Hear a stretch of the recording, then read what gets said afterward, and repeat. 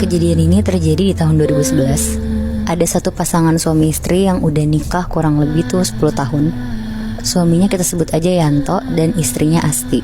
Yanto sama Asti. Benar. Yanto sendiri umurnya masih 37 tahun dan Asti tuh 35 tahun. Mereka udah nikah 10 tahun, tapi sampai tahun 2011 itu tuh masih belum dikasih anak.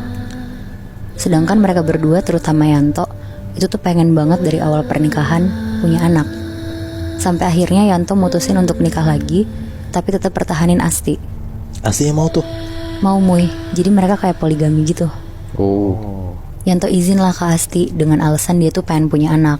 Sedangkan Asti tuh gak bisa menuhin keinginan Yanto yang itu kan. Jadi dengan segala perdebatan panjang, kurang lebih 2 bulan kemudian, Asti ngizinin Yanto untuk poligami dengan syarat perempuan yang dinikahin Yanto nanti gak dikenal sama Asti sama sekali. Wow. Singkat cerita, Yanto nikah sama perempuan ini, namanya Diana. Diana itu masih muda, umurnya sekitar 27 tahun. Berarti jarak umur Yanto tuh 10 tahun lah sama si Diana ini. Kalau kalian nanya kenapa Diana mau nikah sama Yanto dengan keadaan poligami, ya jawabannya sebenarnya selain Yanto bikin Diana nyaman, Yanto tuh juga tajir banget. Jadi Diana tuh ngerasa aman aja lah buat masa depannya sama Yanto. Asti yang ternyata juga hadir di pernikahan Yanto, itu tuh sebenarnya perasaannya hancur banget Moy, Bi. Dia sepanjang acara juga nahan nangis. Pokoknya hancur banget lah. Oh, maksudnya gak kenalnya itu bukan temennya mereka? Benar. Oh, oke. Tapi setelah itu emang bakal kenal kan? Iya. Oke. Karena akhirnya juga serumah, Bi. Iya, oke. Gue kira tuh mestinya tadinya Yanto bakal punya rumah sendiri yang Asti gak tahu. Misah gitu ya? Nah, enggak ya? Enggak, ternyata. Oke. Lanjut. Sekitar sebulan kemudian setelah pernikahan Yanto sama Diana, Asti yang serumah sama mereka tuh masih belum bisa nerima lah. Dia benar-benar gak pernah tegur sapa sama Diana di rumah itu. Kalau ada Diana lewat, pasti dia langsung buang muka. Di situ Yanto ngasih tau lah pelan-pelan ke Asti buat jangan terlalu kayak gitu sama Diana. Asti di situ posisinya tuh masih pengen banget ngerebut hatinya si Yanto. Jadi dia di depan Yanto tuh baik banget, jadi istri yang nurut. Cuma kalau di belakang Yanto, Asti tuh gak akan baik sama Diana. Sampai kira-kira pernikahan mereka berdua udah sampai 1 tahun, si Yanto sama Diana, Asti tuh udah makin gak kuat karena selalu ngalah di pernikahan ini. Kayak dia malas juga lah buat pura-pura baik di depan Diana. Akhirnya si Asti tuh ngerencanain sesuatu Moy, Bi. Asti kepengen ngeracunin Diana dengan nyampurin racun di makanannya Diana. Akhirnya tiba nih hari dimana Asti udah punya racun itu. Dan sekitar jam 7 malam, pas Yanto sama Diana lagi pergi keluar, Asti masak buat makan malam mereka. Dia bikin nasi goreng untuk mereka bertiga di rumah. Biasanya yang masak tuh pembantu mereka. Karena lagi gak ada Yanto dan Diana di rumah, Asti tuh ngambil alih buat masak makanan mereka nanti. Akhirnya dicampurin lah tuh racun yang dia beli di kenalan temennya. Jadi dibikin 3 piring gitu Moibi, buat dia, Yanto sama Diana. Nah untuk yang Diana, itu tuh dikasih racun, terpisah sama punya dia sama Yanto. Gak lama sekitar jam 8 malam, Yanto sama Diana tuh pulang. Asti dengan nada yang happy gitu tuh bilang, udah pulang, ini pas banget, tadi bikin nasi goreng banyak, buat Mas Yanto sama Diana juga cukup. Aku sendokin ya ke piringnya. Ngedenger itu Yanto tuh seneng banget kan. Akhirnya Asti tuh bisa berdamai sama keadaan. Akhirnya mereka makan lah bertiga di meja makan. Sambil ngobrol-ngobrol, Asti juga basa-basi lah mereka habis dari mana. Mereka jawab karena pas banget di hari itu tuh lagi harinya Yanto sama Diana. Jadi mereka abis dari mall berdua terus nonton bioskop. Kayak bener-bener mereka abis quality time lah. Oh mereka NF setahun gitu? Enggak Bi, mereka gak lagi NF. Tapi emang dibagi-bagi per hari gitu loh. Jadi kayak misalnya hari ini tuh harinya Yanto sama Diana, besok Yanto sama Asti. Jadi kayak selang-seling gitu. Oh bagi-bagi jatah gitu ya. Benar, biar adil. Terus Terus akhirnya mereka bertiga makan lah sambil ngobrol-ngobrol. Nah setelah makan sekitar jam 9 malam, Yanto sama Diana tidur lah sekamar. Asti yang tidur sendiri di kamar tuh deg-degan sekaligus gak sabar banget buat ngelihat hasil dari racun itu, berfungsi atau enggak. Dan bener aja Moy, Bi, sekitar jam 1 pagi, Yanto teriak-teriak histeris dari dalam kamar dia. Asti datanglah nyamperin ke kamar Yanto Diana. Pas Asti ketok, langsung dibuka tuh sama Astinya. Asti kayak pura-pura gak tahu apa-apa dan bilang, "Kenapa mas?" Terus Yanto tuh bilang, Diana ngeluarin busa dari mulutnya, terus dia udah gak nafas sekarang. Pokoknya heboh banget tuh di malam itu, sampai dibawa ke UGD dan Diana tuh akhirnya dinyatain udah meninggal pas lagi tidur. Ya Allah. Ngelihat itu tuh Asti pura-pura sedih, tapi dalam hati dia tuh sebenarnya seneng banget karena dia ngerasa kayak puas banget lah ngeliat itu. Nah singkat cerita, 7 hari setelah kepergian Diana, Yanto tuh masih sedih banget. Sedangkan Asti tuh berusaha buat dapetin hatinya Yanto lagi. Kayak dia berusaha selalu ada, lebih perhatian, dan bahkan dia udah ke dokter untuk ngecek kesehatan dia untuk bisa punya anak sama Yanto. Dan sekarang tuh Asti juga udah mulai tidur lagi sekamar sama Yanto, bener-bener setiap hari. Tapi Moebi, akhir dari cerita Asti tuh gak sampai situ doang. Untuk pertama kalinya, pas Asti lagi tidur di sebelah Yanto, Asti tuh ngeliat ada sosok Diana di pojok kamar lagi ngeliatin Asti sama Yanto yang lagi tidur sambil nangis sesegukan. Jadi kayak ada suara tangisan gitu yang cuma bisa didengar sama Asti. Asti kaget banget, tapi dia gak berani cerita lah ke Yanto kalau dia sebenarnya ngeliat Diana, karena takut Yanto curiga. Tapi sebenarnya Asti tuh ketakutan banget Bi. Akhirnya Asti tidur dengan posisi maksain merem dan meluk Yanto. Jadi dia kayak tiduran sambil ngebelakangin sosok Diana yang barusan dia lihat. Besok paginya, karena Yanto sehari-hari juga kerja kantoran, jadi Asti sering ditinggal seharian di rumah. Ya paling cuma ditemenin sama pembantunya. Sekitar jam 1 siang, Asti lagi di dapur. Dia kayak pengen bikin roti gitu Bi. Pas dia lagi ngolesin selai di dapur, dia kayak lagi nyari piring. Nah pas lagi nyari-nyari, tiba-tiba dari samping kanannya ada tangan pucet banget kayak nyodorin piring yang dicari Asti. Terus karena Asti ngira itu pembantunya, diambil lah sama Asti. Tapi pas Asti nengok kanan, dia ngeliat kalau itu tuh sosok Diana yang ngasih piringnya. Mulutnya Diana tuh berbusa, bau banget, dan satu badannya tuh putih pucet banget. Asti lemes banget, terus dia ngejatohin lah piringnya gak sengaja, dan akhirnya pecah. Gak lama pembantunya tuh lari datang nyamperin Asti. Tapi sosok Diana tuh langsung hilang. Akhirnya seharian Asti tuh cuma bengong doang, makan pun gak mau. Dan ternyata Asti tuh bengong gak cuma karena dia stres ngeliat sosok Diana, tapi Asti ngerasa udah selama seminggu ini dia tuh susah dapetin hati Yanto. Padahal dia ngerasa kalau dia tuh istri pertamanya Yanto. Tapi Yanto malah jadi risih sekarang sama Asti. Bahkan Yanto tuh sempat bilang ke Asti kalau dia tuh lagi berkabung karena istri tercintanya dia tuh meninggal. Waduh. Dan Yanto tuh juga minta buat Asti tuh gak deket-deket sama dia dulu. Gila sih. Di situ Asti sedih banget denger Yanto, dan itu yang bikin Asti jadi gak mood makan juga seharian.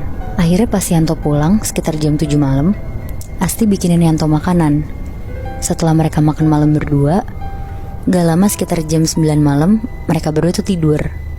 Karena Asti gak mau ngeliat sosok Diana lagi, jadi Asti tidur tuh dengan posisi ngadep ke Yanto sambil meluk Yanto. Nah sekitar jam 1 pagi Bi, Asti tuh kebangun karena kayak ada suara berisik banget. Akhirnya Asti nyalain lampu, dan pas Asti lihat, di sebelahnya Yanto tuh mulutnya ngeluarin busa, badannya geter-geter, dan gak lama Yanto tuh meninggal. Anjir. Tapi ngelihat itu Asti gak kaget-kaget banget. Wah anjrit. Wah gila banget sih. Berarti si Asti yang ngebunuh Yanto juga. Sekolah ini tuh adalah salah satu sekolah swasta di Jakarta. Gedungnya tuh gede lah, gedung SD sampai SMA gitu Bi. Apa nih Moy sekolahnya Moy? Nah itu gue gak bisa nyebutin nih. Daerahnya aja deh Moy. Daerahnya Jakarta Barat. Oke. Ya deket-deket Tangerang gitu juga lah tapi. Katanya di ujung belakang sekolah ini ada ruangan yang gak boleh dimasukin sama siapapun itu. Cuman orang-orang tertentu doang yang boleh masuk, dan di jam tertentu doang. Ruangan ini posisinya di ujung belakang sekolah, kayak ruangan tersendiri gitu, digembok sampai handle pintunya tuh dirantai gitu Bi. Nah ini tuh udah jadi rahasia umum sama warga sekolah itu. Jadi kalau misalnya mereka mah kepo-kepo aja gitu, cuman mereka udah gak mau tahu banget lah dalamnya ada apa gitu. Jadi siswa-siswanya, guru-gurunya, pokoknya kalau misalnya ngelewatin ruangan itu ya jadinya cuek-cuek aja. Mereka cuma suka dengar kalau misalnya ruangan ini tuh dulunya pernah terjadi sesuatu. Makanya mereka pun juga gak mau ngusik dalam ruangan itu ada apa, mereka gak mau ngusik sama sekali. Dan yang bisa masuk ke ruangan itu, katanya salah satunya nih, cuman kayak kuncen sekolah yang emang udah lama banget ngejagain sekolahnya sama pemilik sekolah ini. Sampai ada di satu kejadian di tahun 2011-an, ada siswa-siswa baru SMA yang baru banget masuk sekolah itu. Mereka ya biasalah, kayak sama kakak-kakak OSISnya diceritain kan kalau misalnya di sekolah ini ada hal mistis apa segala macam. Dan diceritain lah satu kepercayaan di sekolah itu kalau misalnya ruangan ini tuh ruangan terlarang. Iya. Nah ada nih 2 siswa baru cowok, namanya Gary sama Josh. Mereka tuh kepo banget ruangan yang abis diceritain sama kakak OSIS ini ruangan apa sih dulunya. Karena emang pada dasarnya tuh mereka berdua suka hal mistis Nat. Makanya mereka penasaran banget sampai bener-bener mau cari tahu banget ini ruangan tuh isinya apa. Beres mos, anak-anak baru tuh udah masuk sekolah kayak biasa. Pulangnya jam 3-an sore. Beres sekolah, si Gary sama Josh ini ikutan ekskul basket. Mereka berdua tuh ikut ekskul basket, pulangnya tuh jadi jam 7-an malam lah. Ada di satu hari, momen-momen mereka balik malam itu, mereka nyari kesempatan buat nyari tahu isi ruangan itu tuh apa dalamnya.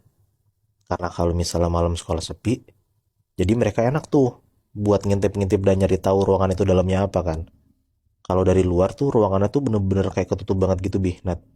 Kayak jendela itu cuma ada kecil dan di atas pintu. Tapi pintu itu tinggi banget. Jadi pun manjat aja nggak bisa ngelihat ke atas gitu loh. Iya. Pas anak-anak basket semua ini udah pada pulang, jam 7-an malam, di sekolah itu cuma nyisain Gary, Josh, Sapamnya di depan pagar, dan penjaga sekolah yang udah lama banget ngejagain sekolah ini. Sebut aja namanya Mang Oso. Oke. Pas semua udah pada keluar sekolah, Gary sama Josh nih langsung nih ngendap-ngendap ke ujung belakang sekolah ini buat ke ruangan itu. Kan posisinya sekolah ini udah gelap banget kan. Jadi ya mereka cuman pakai lampu flash mereka doang, flash HP mereka doang buat jalan tuh. Dan nyampelah mereka di depan ruangan ini. Mereka mikir dan nyari tahu banget caranya gimana biar bisa ngintip ke dalam. Tapi nggak ada celah sama sekali juga. Pas mereka iseng-iseng nempelin kuping mereka ke pintu itu juga, mereka dengar ruangan itu tuh hening banget. Nggak ada suara apapun dari dalam. Kayak ruangan kosong aja gitulah. Hampir setengah jam mereka cari cara, nggak dapat juga. Akhirnya Josh mutusin buat ngajak Gary balik aja. Karena Josh juga mikirnya takut dikuncin sama Sapam kan. Karena ya kalau misal jam segini, takutnya udah dikunci gitu pagarnya, mereka ntar nggak bisa keluar. Dan akhirnya Gary mau tuh diajak balik sama Josh. Jalanlah mereka ngejauhin ruangan itu kan. Pas mereka lagi jalan, tiba-tiba dari belakang mereka tuh mereka dengar kayak ada suara pintu gitu kayak gitu. Refleks mereka langsung nengok ke belakang dong. Iya. Tapi abis itu nggak ada lagi suaranya. Dan di situ tuh Gary langsung yakin banget kalau misalnya suara katokan itu asalnya dari ruangan yang kekunci, ruangan terlarang ini. Gary langsung tuh jalan lagi ke depan pintu. Tapi udah ditunggu 20 detikan sampai 1 menitan. Tapi tetap aja nggak ada suara apa-apa lagi. Karena posisinya juga mereka nggak boleh berisik biar nggak ketahuan. Jadi tuh mereka cuma bisa bisik-bisik doang ke arah pintu itu. Kayak ngomong, halo, ada siapa di dalam? Tapi ya nggak ada yang nyaut sama sekali juga di dalam. Ya udahlah, akhirnya si Josh ngajak Gary lagi buat cabut. Dan akhirnya mereka cabut dari sana. Tapi pas banget Nat.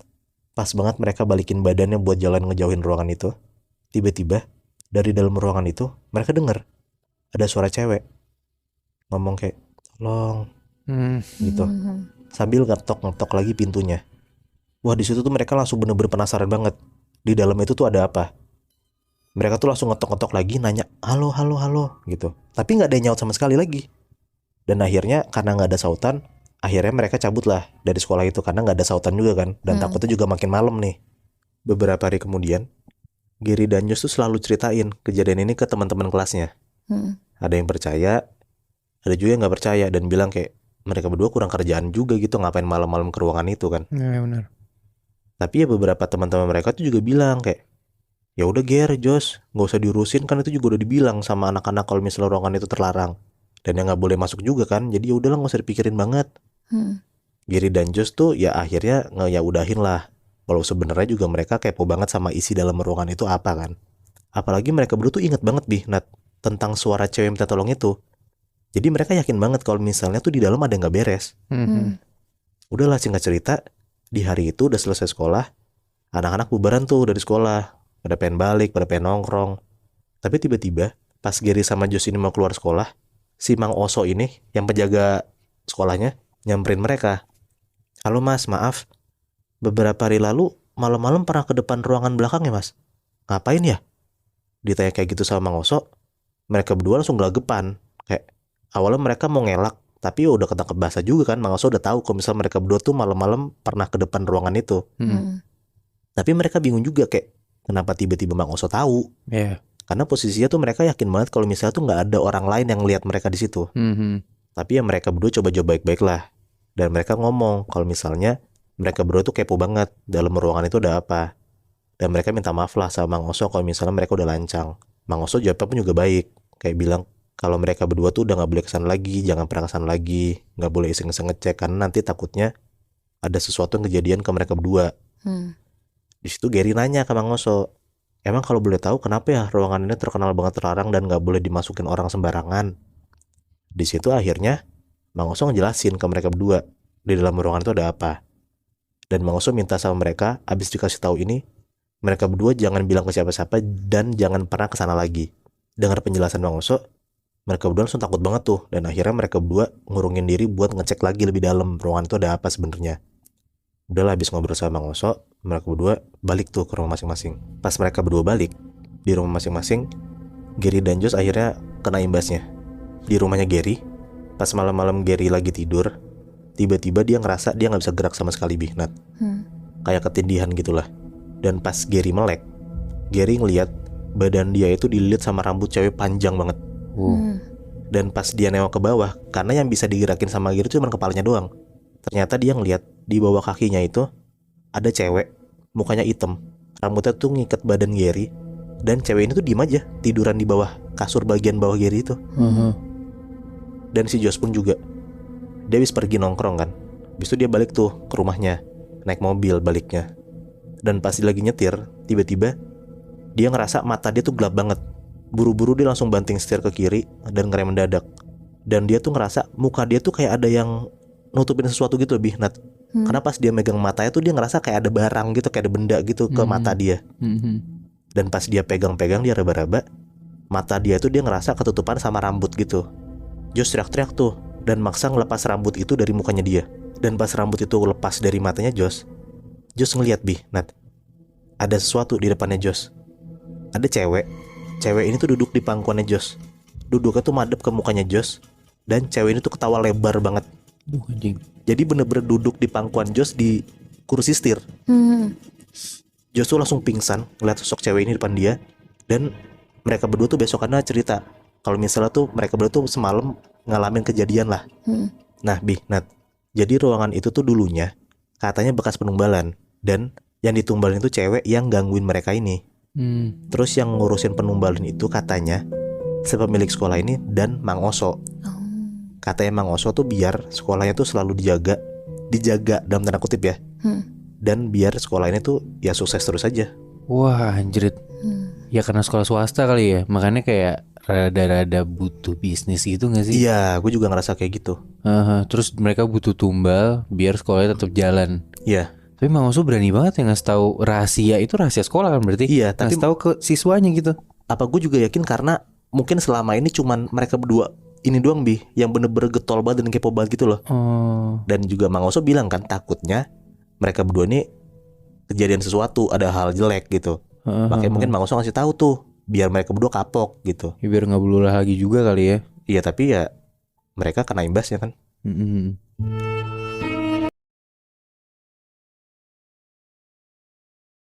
Jadi cerita kali ini tentang satu keluarga kecil. Untuk orang tuanya kita sebut aja bapak sama ibu ya. Anaknya sebut aja namanya Yoga. Background keluarga ini tuh keluarga yang lumayan berkecukupan.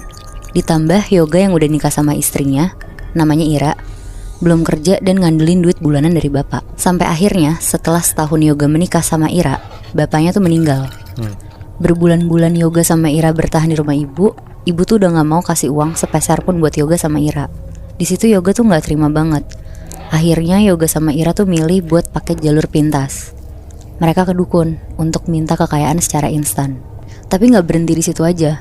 Mereka minta kalau bisa ibu tuh diganggu aja sama dalam tanda kutip jin kiriman dari dukun itu. Beberapa hari kemudian setelah pulang dari dukun itu, Yoga sama Ira tuh jadi sering keluar rumah. Bukan karena kerja tapi shopping. Malamnya sekitar jam 7, ibu sholat lah, nangis-nangis. Dia tuh sedih karena Yoga berubah. Selesai sholat, ibu tuh nyoba buat tidur. Pas udah ketiduran, ibu kan tidurnya posisinya terlentang. Nah terus dia tuh ngerasa kayak ada kuku orang yang jalan di lengannya dia gitu loh, Jadi kayak nyakar tapi nggak yang sampai berdarah gitu. Iya benar. Dan itu pelan banget. Terus karena ibu bingung, dia nyoba buka mata sedikit. Terus ngeliriklah ke kanan. Ternyata ada sosok gede banget, warnanya hitam, lagi gesek-gesekin kukunya yang panjang banget ke lengannya ibu. Duh. Di situ ibu kaget banget dan langsung merem. Terus balik badan ngebelakangin si sosok itu. Tapi tiba-tiba ibu tuh denger kayak ada suara dari jendela kamarnya. Suaranya tuh kedengarannya kayak ranting pohon yang kena ke jendela gitu, Moy. Karena posisinya pas banget di hari itu tuh lagi hujan deras dan anginnya tuh juga kenceng. Akhirnya ibu mau ngecek lah. Dia jalan, nyalain lampu kamarnya. Terus akhirnya ibu bukalah hordengnya. Dia buka hordengnya pelan-pelan ke arah kanan. Pas udah kebuka, ibu kaget banget. Ada sosok hitam gede yang tadi lagi gesek-gesekin kukunya yang panjang banget ke jendela kamar ibu. Set. Tatap-tatapan berarti tuh. Tatap-tatapan, Moy. Wow. Akhirnya ibu langsung nutup hordengnya lah kenceng sambil teriak astagfirullah. Tiba-tiba lampu rumah tuh mati semuanya. Ibu merinding, terus dia takut banget. Dia langsung bacalah surat-surat pendek sambil berusaha nyari lilin di sekitar rumahnya. Pas ketemu lilinnya, ibu nyalain. Ibu duduk di meja makan sambil berdoa. Ibu gak berhenti zikir sama istighfar. Pas ibu lagi istighfar, astagfirullahaladzim berkali-kali, tiba-tiba dari arah belakang tuh ada suara perempuan. Astagfirullah, astagfirullah, astagfirullah. Aduh. Tuh gue merinding banget lagi.